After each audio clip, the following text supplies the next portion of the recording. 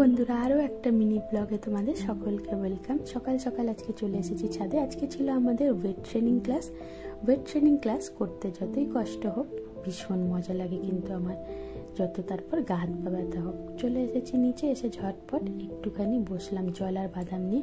অন্যদিকে এই নেল পালিশটা পরার পর থেকেই মা আমাকে সে বলে না এক ধরনের কথা প্যাক দিয়ে যাচ্ছে, মানে তখন ধরে এত রোস্ট করা করছে। মায়ের কথা অনুযায়ী ওইটার নাকি লাইট জ্বলছে।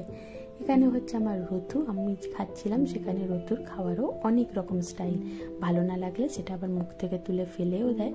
তারপর চলে এলাম রান্নাঘরে ঝটপট রান্না সেরে নিচে। এর সঙ্গে আমাকে রুটিটাও করতে হয়।